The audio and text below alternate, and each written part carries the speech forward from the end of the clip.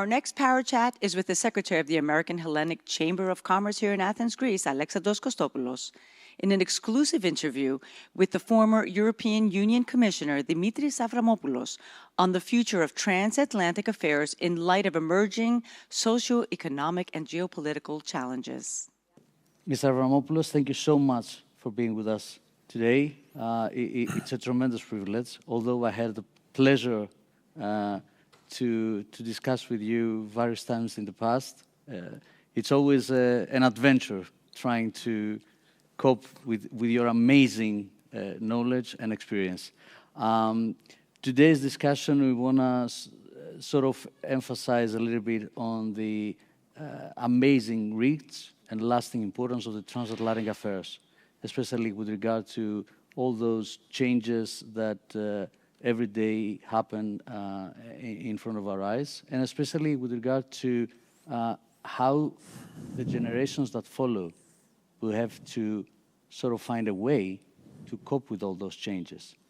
So my first question actually has to do with your overview of today's and especially tomorrow's transatlantic affairs, looking back to all these amazing things that we experienced the past years, from COVID to a new war in our Europe, to the geopolitical volatility in the Middle East, to rising challenges with AI or climate crisis.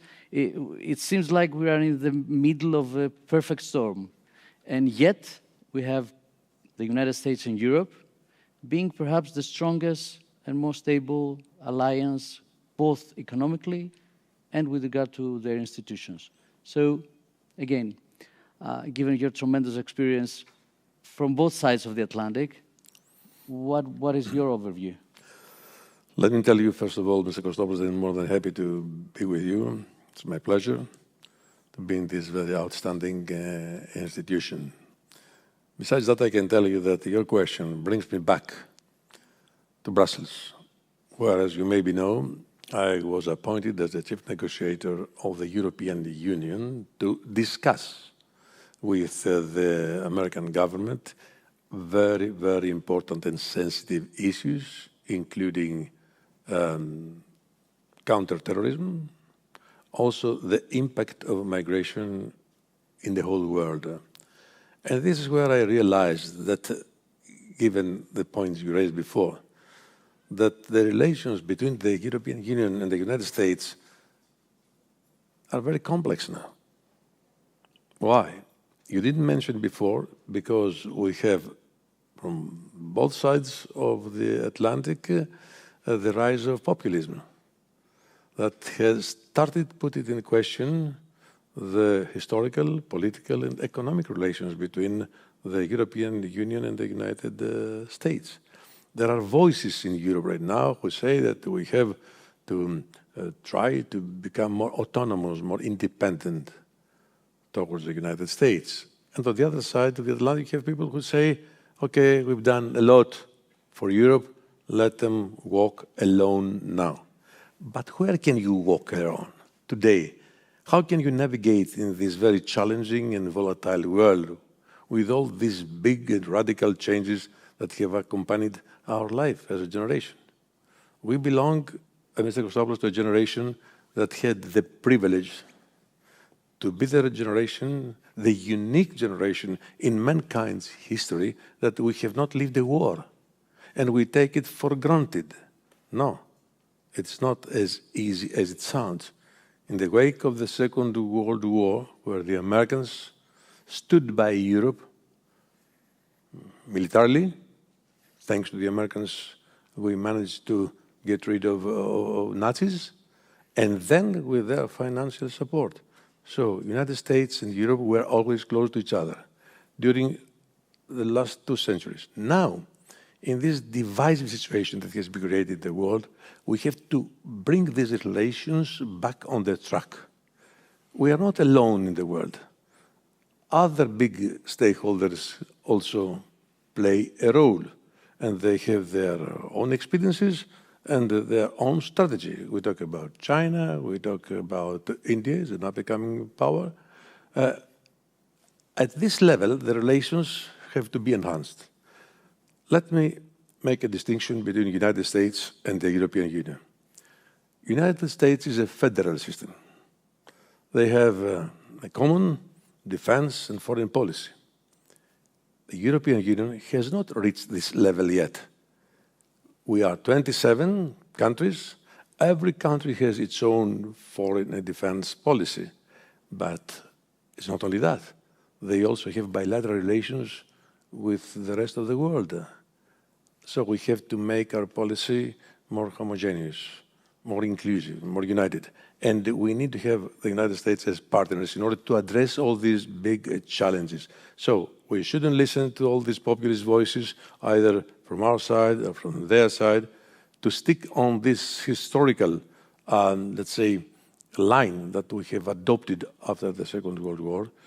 We went through difficult moments, don't forget the Cold War and the rest, and address the challenges in a united way. Europe and the United States are on the same side, not only of history, but of the world.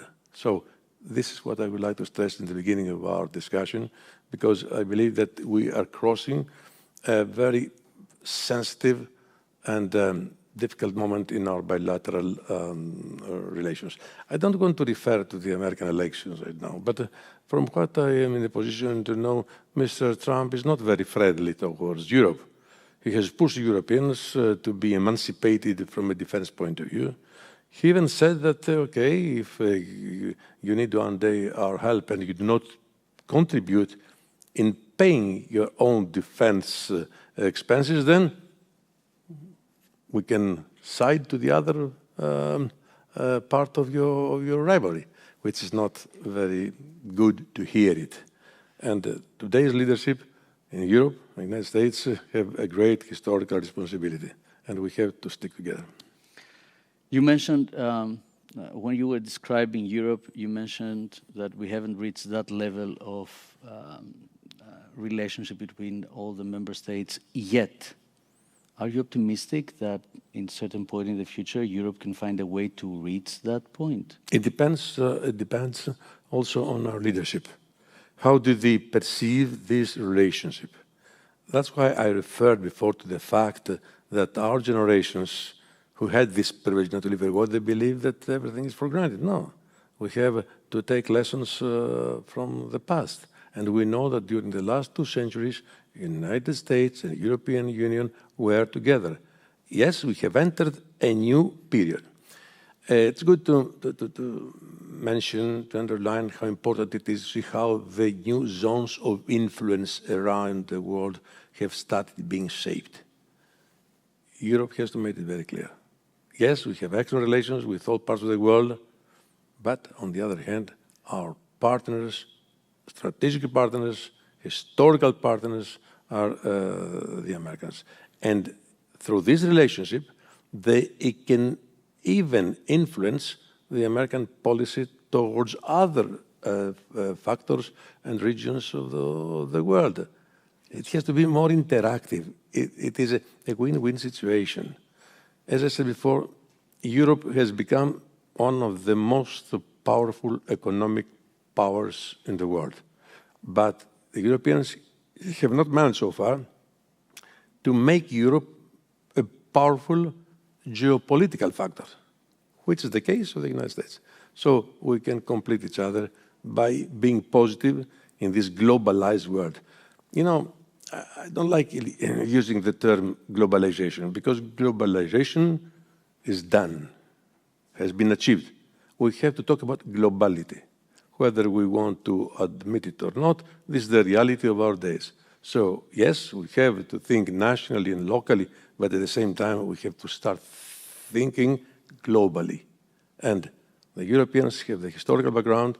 The United States of America were always, during the last 3 centuries, a global power, and they have to establish a dialogue in a positive way in order to avoid, given what is happening in Central Europe, in Ukraine, and in other parts of the world, to avoid the unthinkable.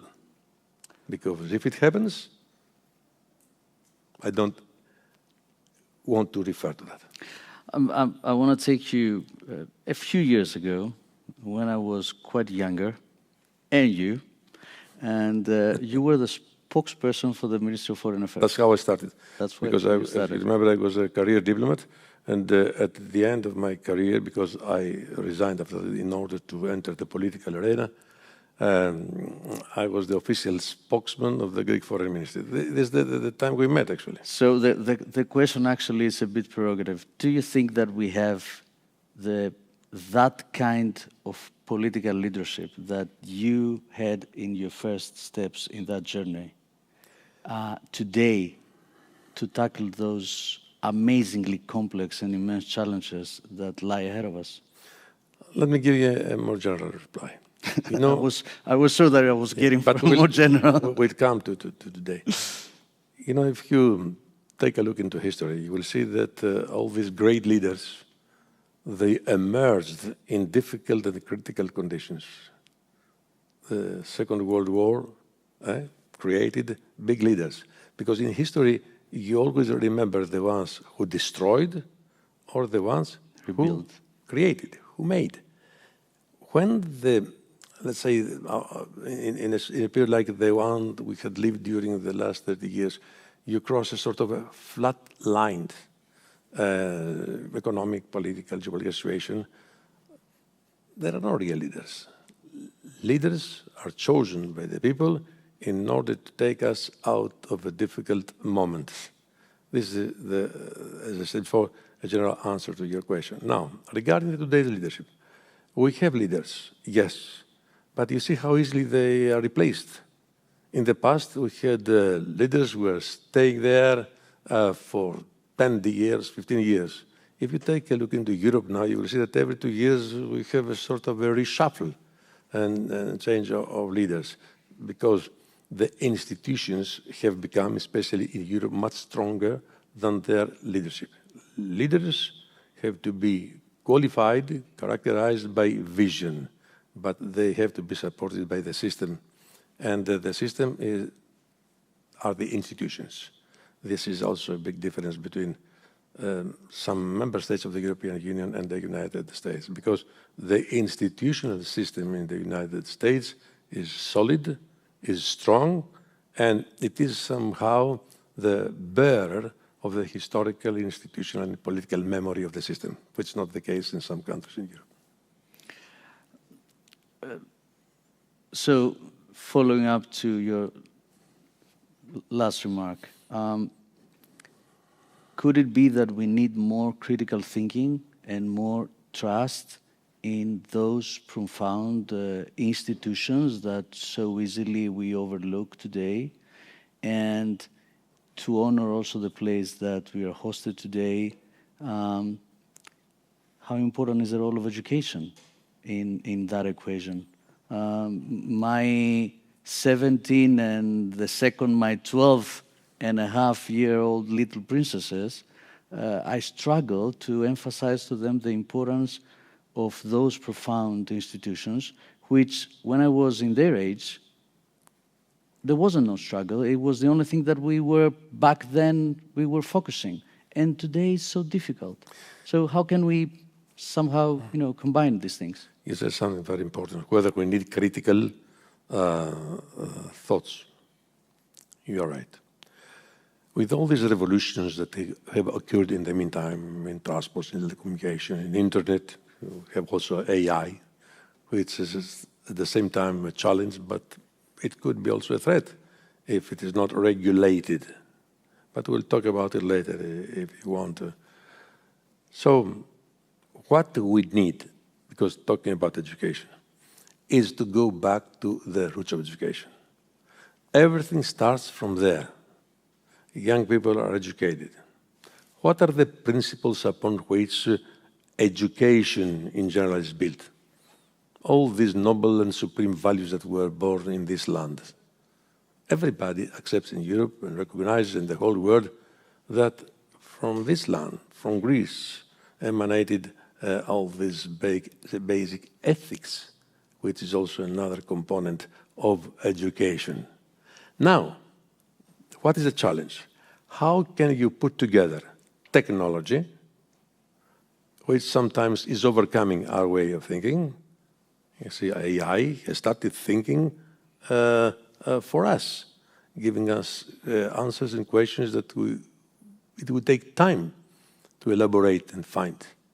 So, critical judgment of what's happening, but also material upon which we shall build our own identity in thinking. And this is the role of educational centers like the one that is hosting us today.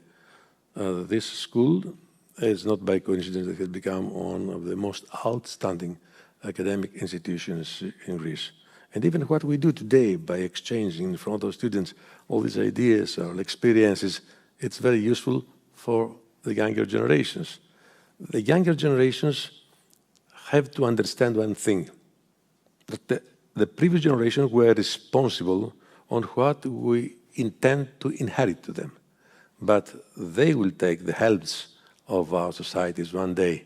So they have to develop and foster responsibility based on knowledge and on principles. These three elements define the modern way of seeing education. I think you cover also my following-up question. You mentioned AI. We at the American Hellenic Chamber of Commerce, we have done so many discussion events about AI. We have invited so many prominent and most distinguished speakers, academia, business leaders. They all agree that one way or the other, we're running behind the evolution our achievements of AI. You also mentioned how we can sort of regulate it. So my question is, do you think that we can actually regulate things? No, it's difficult. I will give you an example. During my tenure as European Commissioner, I visited Silicon Valley. It was my initiative to create what we finally made it, the Internet Forum. Why? What was the purpose?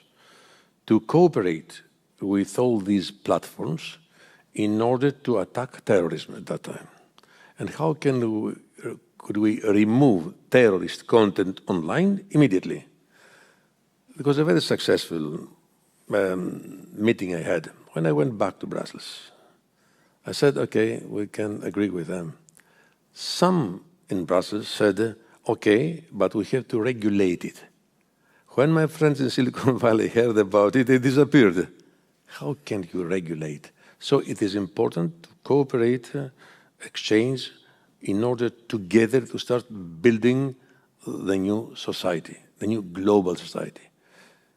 Mr. Costopoulos, our generation and the next generations are citizens of the world. It's not me that says that.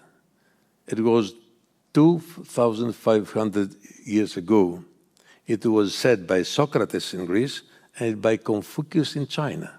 These two philosophers had never met each other, but they were thinking the same, although they were belonging to different cultures. So this dream is accomplished. We live in a globalized world. Globality, as I said before, it's not a curse. It's an opportunity for people to start working together. And all achievements of mankind, including new technologies and AI, have to be part of it. Because if we start thinking, how can we put pressure on them? How can control them, that they can do their job out in the space? How can we reach them there? You mentioned, we only have a few seconds, but you mentioned China. There's a huge myth about that gap between the Western world and China, the United States and Europe and China. Going back to your experience from Europe, but also from international politics, have we entrapped ourselves in being afraid to build bridges and to cross those bridges and to cooperate and synthesize solutions with other people? Yes, it is the reality today. And why? Because the so-called deep system in every society is afraid of opening doors towards something that for them is a threat or unknown. Let me tell you something which is very important. You know that 98% of Europe is dependent on China? I don't want to ask you where do you buy your clothes, but most of it is made in China. So this is a problem. In economic terms, they are not only our partners, but they have overrun the capacity of doing things in Europe or the United States of America. What do I want to say by that? We need to establish good relations with China. China, in the beginning of the last century, was characterized as the slowest country in the world. Now it has become the faster in all areas. New technologies, economy, everything. Yes, they have a totally different system compared to ours, and they have to make progress on other issues where we can meet each other. But as global partners, we have to work together. You know, I have been many times in China, in my previous capacity, especially when I was mayor of Athens. And I was also awarded the title of the honorary advisor and professor of the University of Beijing. And I have to go there from time to time to make some lectures. Well, I can see what were the achievements of China during the last, let's say, 20, 30 years. Now, from a geostrategic point of view, we shouldn't be afraid of them. It's a question of understanding each other. Because what is the mistake in diplomacy sometimes is that we do not try to get deeper in the way our interlocutors are thinking. We see it only from our side. But now, who are the global stakeholders? We mentioned them before, and China is there. China has managed to become also a mighty military superpower. They have everything. And they have penetrated everywhere. Only in Africa, there are 25 million Chinese. In Greece, they have our ports in Piraeus. And this Belt and Road has given fantastic results. We shouldn't be afraid of them. We can talk to them. Whether we want to accept or not, they are our partners in shaping a new world. While we are also keep investing on transatlantic collaboration in order to be able to be equally resourceful and mighty and ready to meet with all our friends or not so friends sometimes. That's why we need leaders, visionary leaders, both in the United States and the European Union, to talk to each other and to have the same perception of our world today and where do we want to lead the world tomorrow.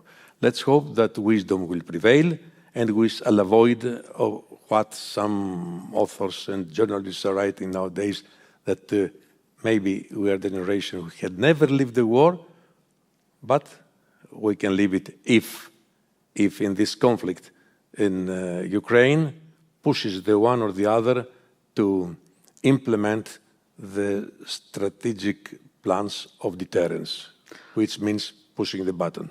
Well, before they push this button to take us out of of those chairs, I want to thank you so much for your time and for your wisdom. You spent so many years in those amazing places. You have gathered insight and expertise that it's totally useful for us in order to continue your generation's footsteps and hopefully do it a little bit better, or at the very least, not making it worse. Thank you so much. We want to see our children, the young generation, to live in a better world, more cohesive, more stable, from all parts, all points of view, whether it has to do with economy, climate change, or all these phenomena that have somehow shaken the stability of our societies. Thank you so much. Thank you very much for your hospitality. Thank you.